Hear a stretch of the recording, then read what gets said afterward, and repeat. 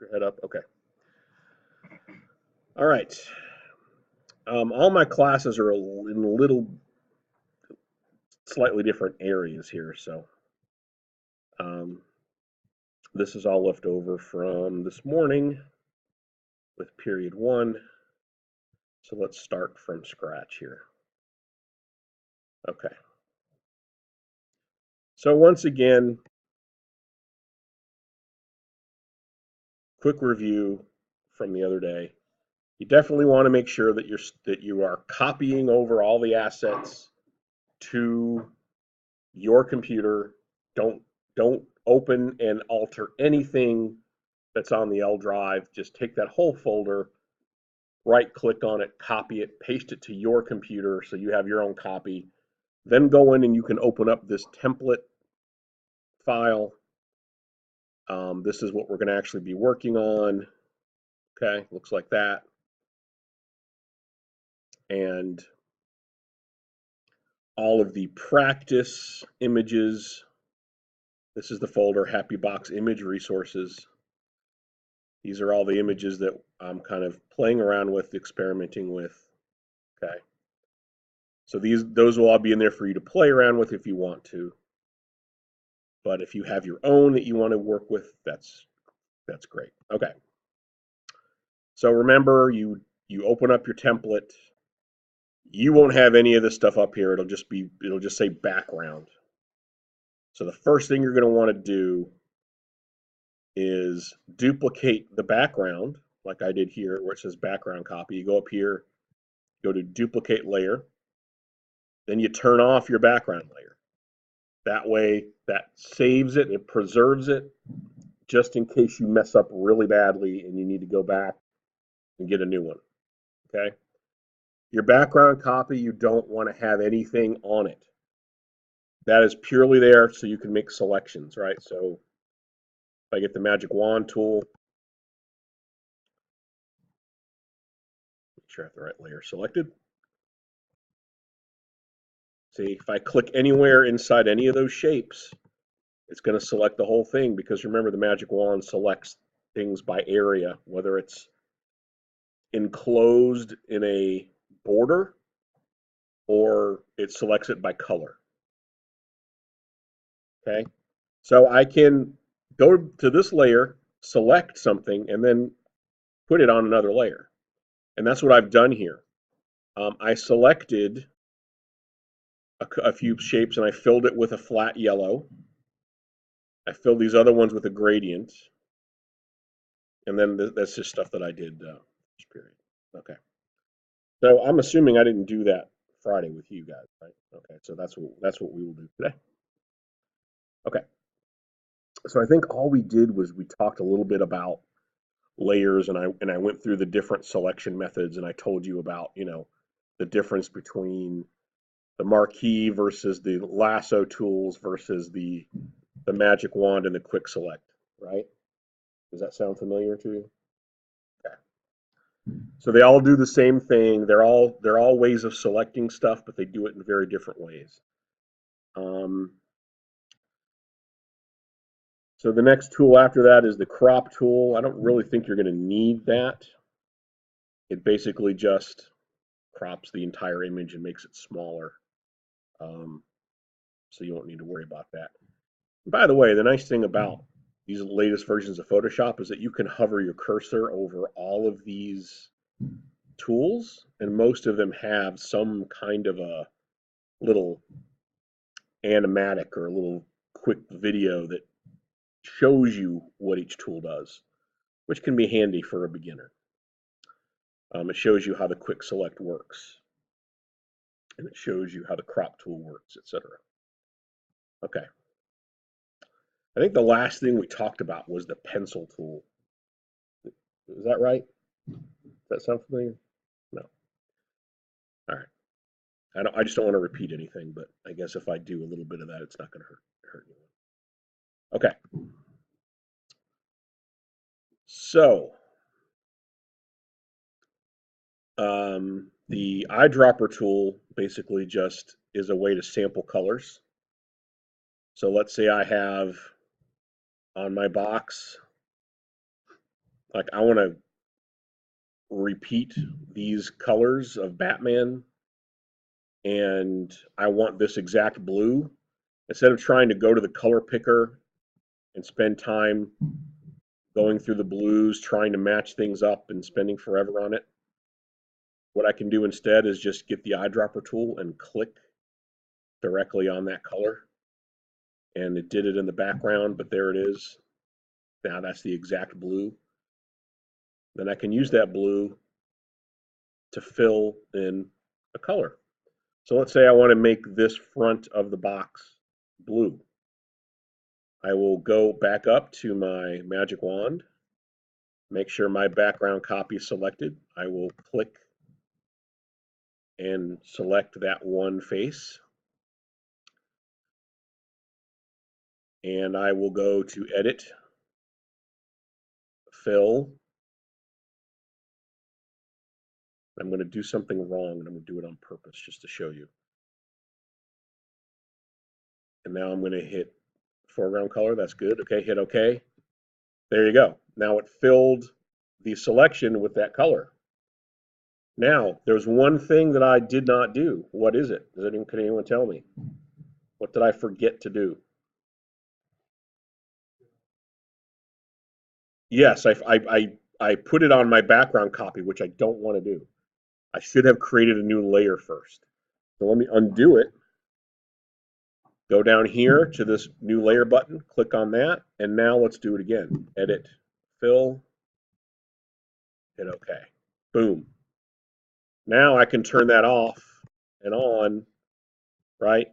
I can change it if I want to. I can throw it away, all right? So you always want to put stuff on a new layer. Sometimes it's hard to get used to that idea of switching back and forth between layers, but you get used to it the more you do it. All right, so what I would suggest is that everyone kind of designs these from background to foreground. So think of it like, again, like you would a painting. Like when you paint something, usually you're gonna fill in the whole background first, then you're gonna paint stuff on top of it. I know some people that try to paint each individual thing and go around, but it's a lot easier to just kind of fill the whole background in with a color, then paint on top of that, then kind of work in layers. So I would just fill in my box with colors or gradients. So I just showed you how to do a flat color. Let's say I want to do a gradient. Now a gradient, which is right here, is a fill where you have two or more colors. You're kind of transitioning from one color to another color. All right. So let me go back down to my background copy. Let me select this face and let me go back to layer 5 and let's do a gradient. Now the gradient tool works by clicking and dragging. So it will fill in whatever direction you drag it in.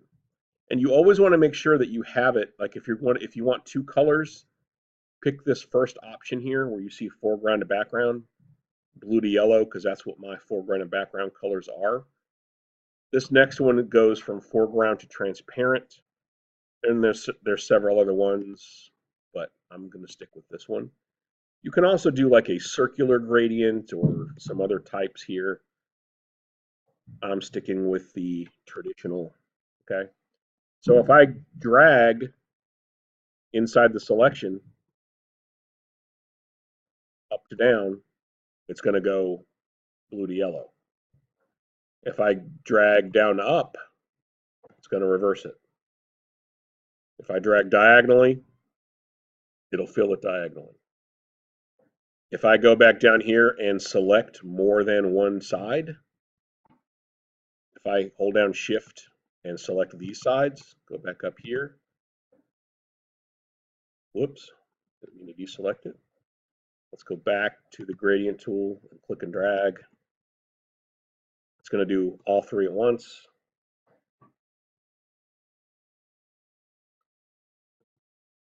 All three at once.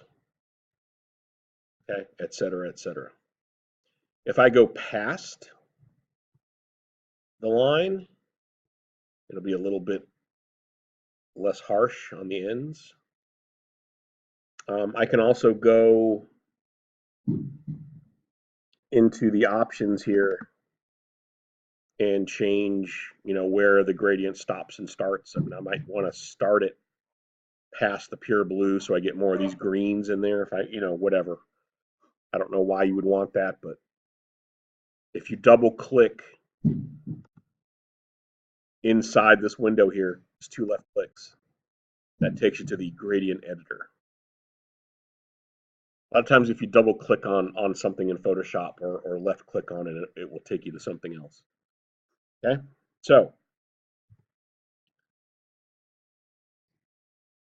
those are 2 ways that you can fill in an area on your box. But let's say you don't want a color. What if you want an image in here? Like, let's say I want a big image to use as my background that I want to take up the entire side of the box. In that case, we want to do something called a paste into. All right, so let's go back down to our background copy. And let's get our magic wand again. And let's click on just this side of our box. Now I'm going to go back into my folder, my assets folder, and I'm going to pick this cityscape. Drag it over, or you can do file open, either way. All right, it's anchored to the background. Let me unanchor it. All right, let's say I want this on the side of my box. Okay, looks pretty cool, right? I'm going to go Control A, and that's going to select the entire image. Then I'm going to do Control C. That's going to copy the image to the clipboard. The clipboard is just like, think of it like limbo, like it's just this temporary place where like temporary memory is stored. All right, so the next time I paste something, it's going to paste this. Now I'm going to go back to my image. Now I'm going to do edit. And instead of just a regular paste, I'm going to go one more down to paste special and then do paste into. Now the hotkey for that is Alt Shift Control V, which is kind of a lot of keys, so I usually don't remember that, but let's do paste into. Now watch what happens. It does not show because right now all of these gradients that I just did are in the layer above it. So if I want this to show up, I need to click and drag that layer above. Now here we go. Okay. Now I need to scale this. Clearly it's not big enough. So if I go to Edit, Transform, I have all these different options here where I can scale, rotate, skew, etc. I'm going to go to the Scale option. It's telling me that for some reason this is empty. Let me deselect that. Let's try that again, shall we? Scale. There we go. Now I'm just going to drag on these little anchor points that have appeared. And you see what's happening. Even as I go past the boundaries of the side of the box, I have essentially created what's called a mask, or I've kind of like cut a hole in this. I'm going to hit enter. Okay, now I can move this a little bit and kind of center it how I want it. I can keep it like this. I can center it a little more. Kind of like it like this, honestly. So I'm going to kind of leave it like that. Okay. Now I've got this really cool looking background.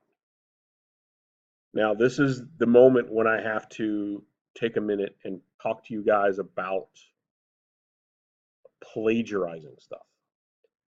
Um, in the interest of time, we are going to be having to use assets that we find on the internet. These are assets that we have not made ourselves. They're other people's artwork, other people's designs, um, which I don't feel great about as a teacher. But the main goal of this assignment is to not only teach you some Photoshop skills, it's also to just teach you some basics about designing. So, having said that, I think that if you're going to use an asset like this, it's okay only if you are going to do some other things to it. So, for example, if you just left this as is and just put like a logo on it, I'm probably going to give you a bad grade. I'm going to definitely take points off of this. Because again, you didn't design this, you didn't really do anything other than just paste it in there. That's not design. You've got to really put some thought into this. However, if you then go back and do some other things to this and put some other stuff on top of it and find a way to actually turn this into something else, then that's something we can work with. Still not going to be 100% you, but at least you're going to take it to the next level. So now let's do some stuff with it. Let's go in here and drag green arrow over onto this. Okay, so if I can start to, like I said, push this back and just use this as a backdrop for some other design stuff I'm going to do, then I would say you're doing more what I want you to do. Like you can take this, and if the city stuff is too busy, you can take the opacity of the layer down a little bit, push it back just a bit, not too much. You could potentially zoom in a little closer, maybe change. Like if I went in and took the polygonal lasso,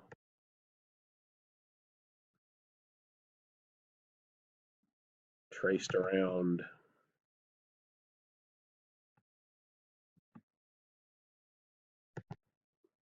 some of these buildings.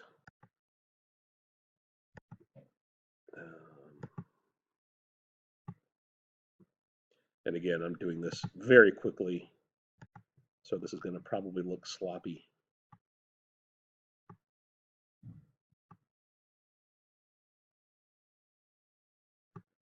But what if I can go ahead and go outside this? This is fine. You always got to come back to where you started, remember. And see that little circle that forms on the cursor? That means you have found your origin point. Now, what if I filled that with another color, or what if I just deleted it altogether and put like a sunset kind of a thing back there and deleted the other parts of it too?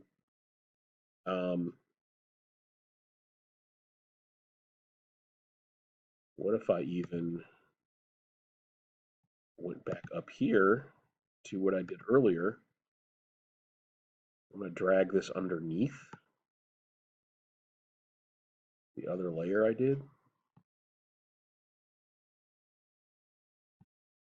Take this back up to 100. See how I've got that little bit of explosion behind the building now? It almost kind of looks like some kind of apocalyptic thing. I'm not saying that I would keep it this way. I would do more to it. But you see how the point I'm trying to make here is you see how I'm changing this a little bit? I'm not just taking it as is. I'm finding ways to alter this so that I'm making it more my own. I'm thinking about other design things I can do. What I would probably do is use this as a template, and I would maybe like later on with the text tool, like turn this into some kind of a puzzle or activity. Like what if the top of this building had like, I don't know, like a crossword puzzle on it or something, like and find cool ways to, mask parts of these off. Like what if I selected all of this stuff up here on the roof, even though I really think those skylights look cool, but just to further illustrate my point.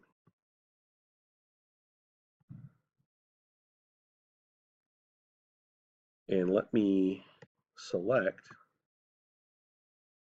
I'm going to get the eyedropper tool, select this pukey brown color. It's kind of gross, but, and then I'm going to fill selection. Then I'm going to take my rectangular lasso, do that, and I'm going to pick this dark color, make it my foreground color, hit fill,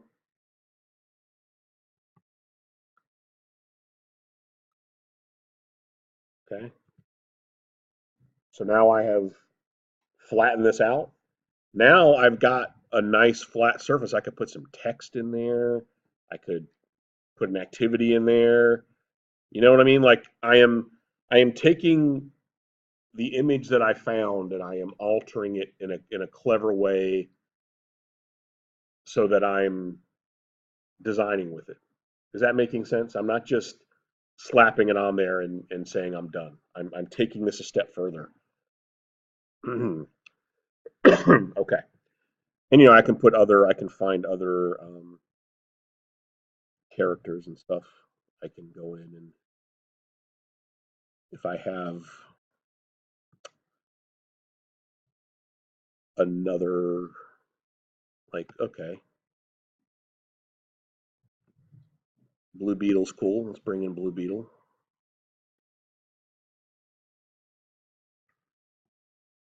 I'm gonna remember select with the magic wand, select the white, hold down shift, select all the white space, then do the select inverse. That flips it from background to foreground. Now I can just get the move tool, or I can do Control C to copy, Control V to paste. Oh no, I don't want to bring them down there. I want to bring them up here.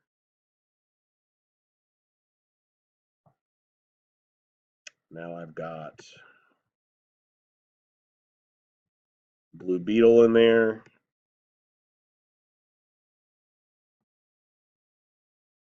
Edit, transform, scale.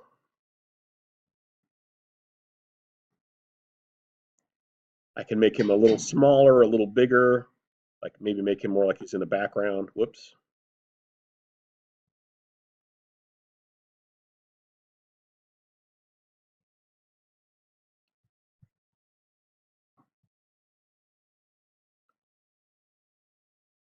Have him, I don't know, play around with that a little bit. Or maybe have him up more towards the sky.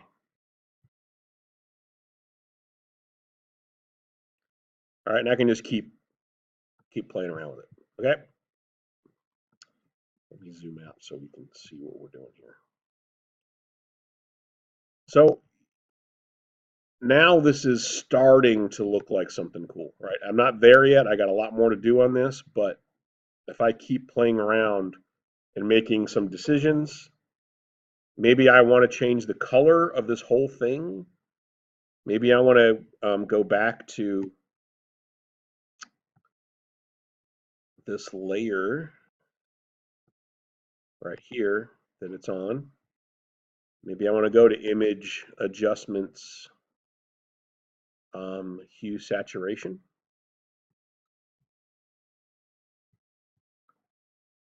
Drag this over here. Take the saturation down a little bit. Change the hue to like a blue or a reddish color.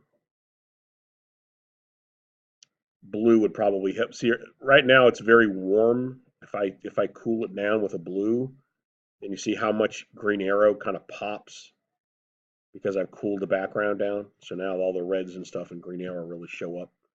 And he advances forward in space. Okay, so all kinds of adjustments I can make to this to change it up.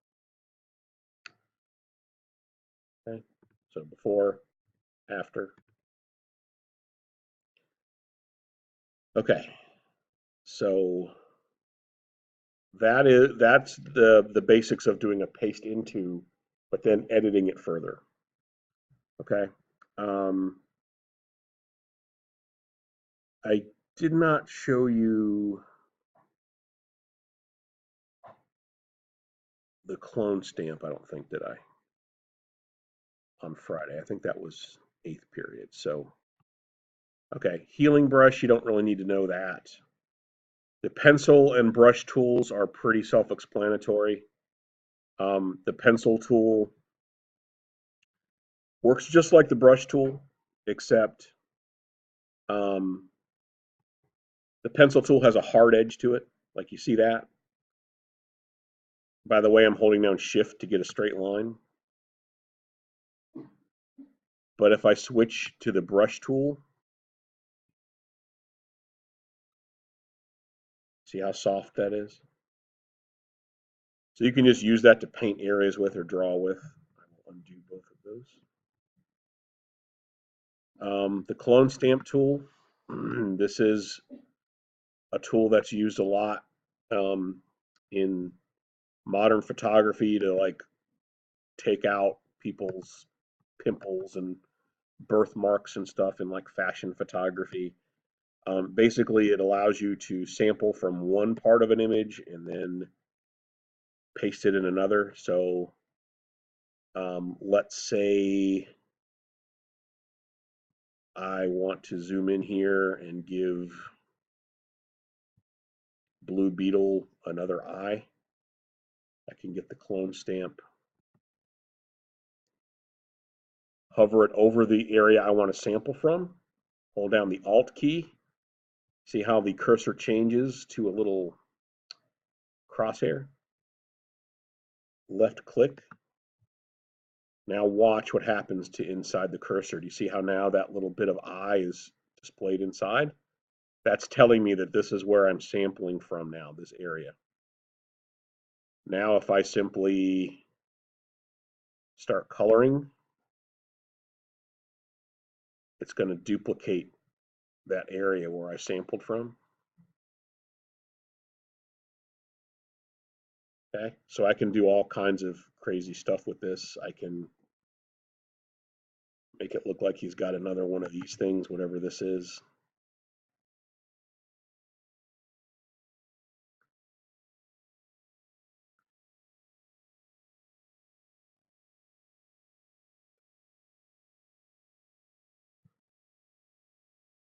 Okay. It's usually for when you want to, adjust something or get rid of something. Like you want to, like let's say you're doing SpongeBob and you're doing an underwater scene and you want to add more bubbles, so you just kind of copy the bubbles. Like here's another example. Like I can, even though this is a little blurry in the background, if I want to add another row of windows here, I sample from up here in the corner, take it down to about there.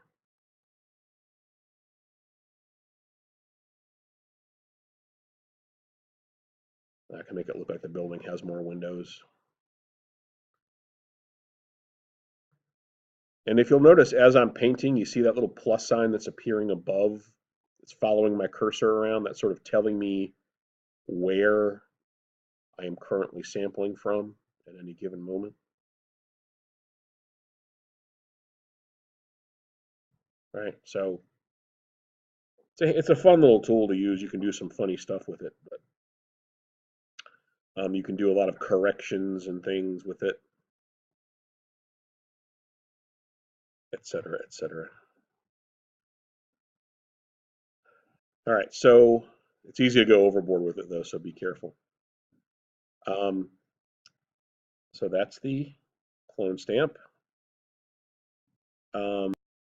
The history brush tool is not something we need to worry about. It's basically just there it'll restore an image from a previous state. So I can try it up here to see if it works. If I use the history brush up here, I don't know if it's going to restore. Yeah, see, it's not doing it. You don't need to worry about it. The eraser tool,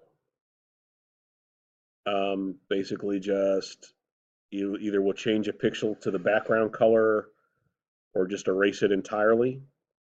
So if you take the opacity of it up to 100 and just start painting with it, see, it's erasing everything that's on the current layer. Right now, since I'm on that building layer, if I erase with it, it's just erasing everything that's on this current layer. It's not erasing the fire and explosion stuff because that is on a different layer. Undo it. By the way, that's another way you can go in and fix this stuff instead of selecting it and deleting it. If I choose a harder edged brush for my eraser and go a little smaller with it, I can then, I need to change this. It's just doing my background color.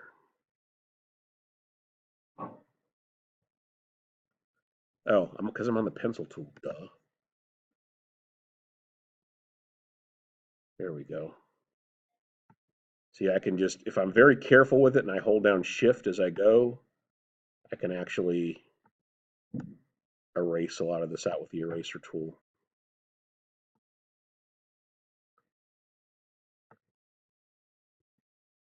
So, it has its uses. The other cool thing about the eraser tool is that if you play with the opacity, you can do some cool stuff with making things look like they're fading in the background.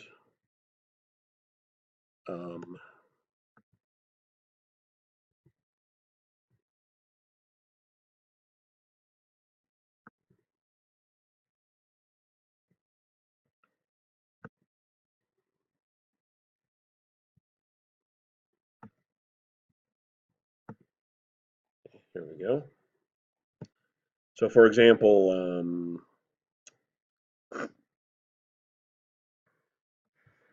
find another image here that'll work.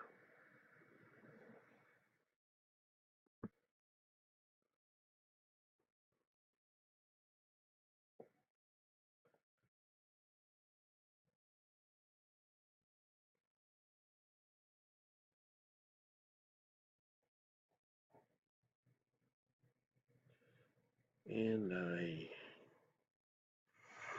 guess the thing that I did earlier, let me turn this off and I'll show you.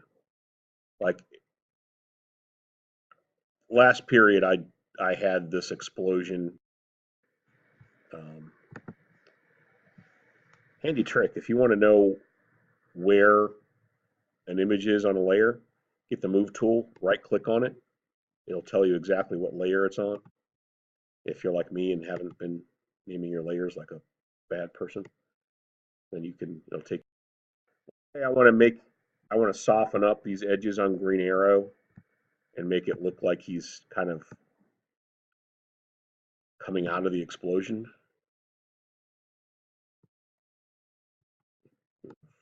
Beetle over here. All right, I can take the eraser tool Take the opacity down to, I don't know, something in the 20s. Go a little bigger with the brush. And I can just kind of lightly click. Oh, oh, go back to 7. See how it's erasing, but it's just doing it very lightly. So I can kind of just fade this out, make part of him semi-transparent, like, you know, he's stepping out of the explosion, or it's like a, I don't know, some kind of a wormhole or something that he's coming out of, and it's fading out his back leg a little bit to get a sense of depth. Okay, so sometimes you can get some nice soft effects, like if you want to partially blur out something on your box, you know, use the eraser tool and take the opacity down, do some cool stuff with it. All right, so that's the eraser tool. The gradient tool, we just already did that. I showed you a little while ago how to use that. All right, the smudge, sharpen, and blur tools. We'll do those real quick. All right, blur does exactly what it says. Let me zoom in here. Blur makes things blurry. That's already not super sharp as it is, but if I get the blur tool and I keep clicking, see how blurry that's getting? All right. The sharpen tool does the opposite.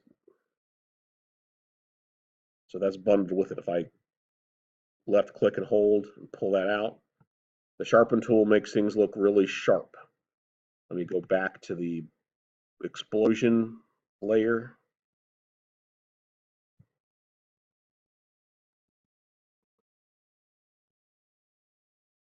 See how sharp that's getting? It's almost like overdoing it. So that's sharpening. And then finally, the smudge tool just makes things look like wet paint, basically. I don't know why you would need to use it, but you know, you can change the strength on it. If you take the strength down a little bit, there's like all kinds of little cool things you can do. Like make, I know again they use this a lot in like fashion photography to make people look skinnier. They'll just do like a quick little smudge tool on the edge of something. Like they change the hard. There's something they do. They change the hardness of it or the strength, and they can just click one time, and it just like makes people look thinner. It's very deceptive. Okay, so blur, sharpen, and smudge. There you go. All right, the next ones are dodge, burn, and sponge. And the bell's about to ring, but I will try to do this quickly. Dodge makes things lighter. So if I'm clicked on Blue Beetle here, see how bright that's making parts of him, like on his wing.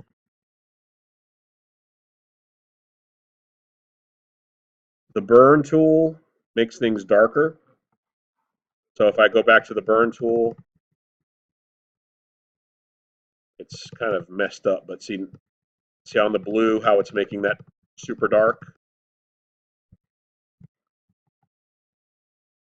And then the sponge tool deals with color saturation.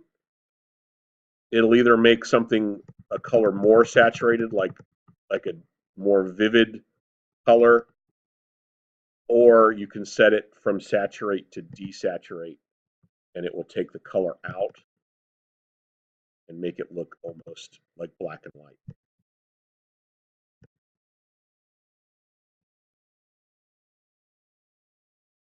You can't really tell, but it's actually taken out all the color on that section. If I went in and did it on this, it would be more noticeable. All right, so dodge, burn, and sponge. Lighter, darker, or desaturated or saturated. All right, that's it for today. Is it making sense? Is there any questions? Okay. All right, covered a lot of ground there. Thank you for listening, and we will continue this tomorrow.